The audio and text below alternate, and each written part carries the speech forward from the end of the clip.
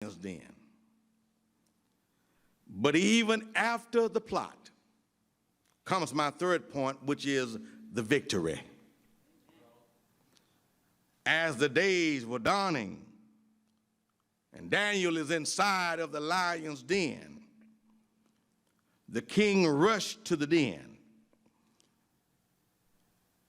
figuring and believing that perhaps Daniel had made it.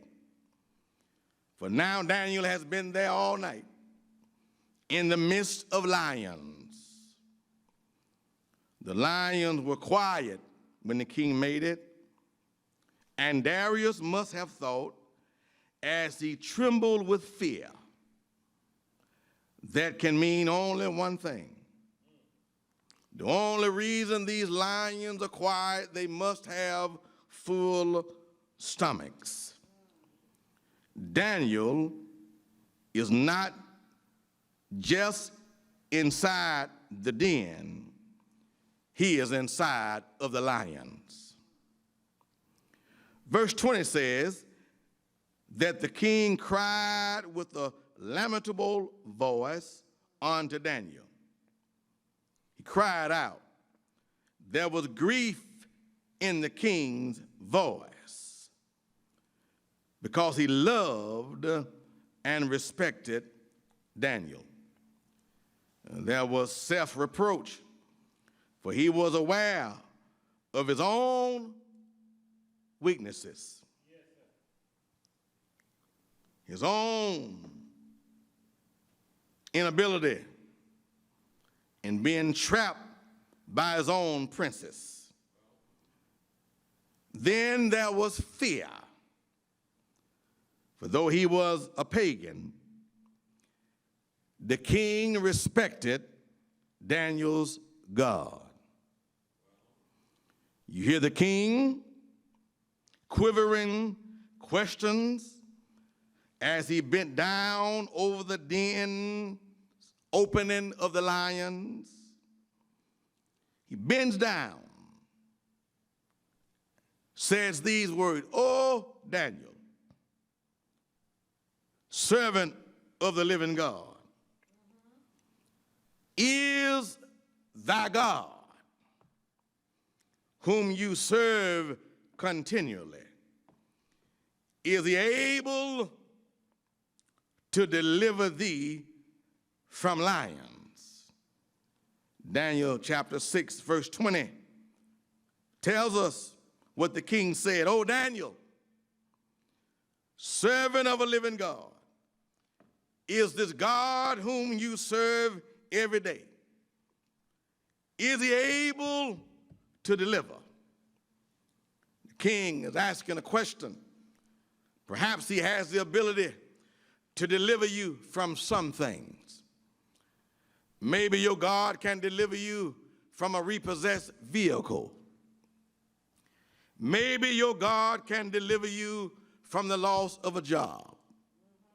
Maybe your God can deliver you from certain sicknesses.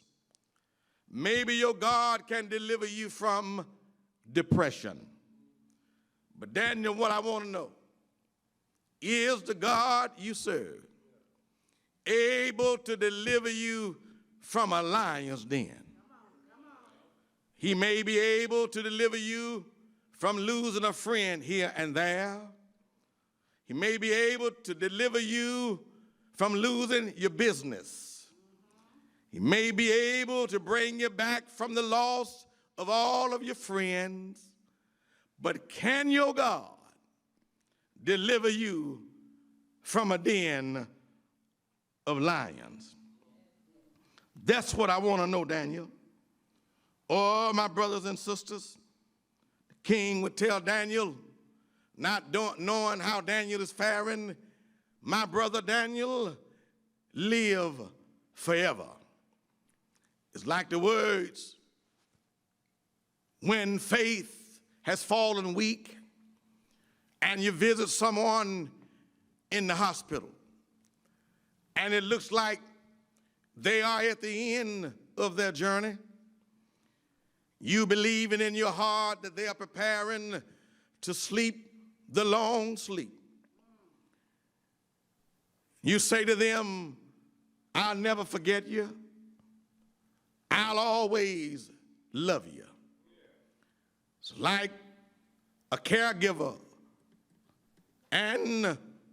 or a caretaker standing around the bed of someone they've cared for. And in the last moments, saying to them, I'm praying for you. You're in God's hands. I'm going to always think about you. Or it's like what the older generation told us, that if you get to heaven before I do, save a seat for me. But I come to tell you, thousands of years ago, the Lord was working it out then. And the Lord can work it out now. Because the king has actually given his last rites over Daniel. Oh, Daniel, live forever. My God, my God, my God, the God that you know, my God is a God of Babylon, but I believe that your God is able. And all of a sudden, the king heard a voice. The voice cried out, O king, go on and live forever, because something happened last night in my lion's den. What I want you to know is, in the middle of the night, that my God had sent his angel. Now, what you got to know this morning is that in the middle of this pandemic, that our God is still able to send his angel.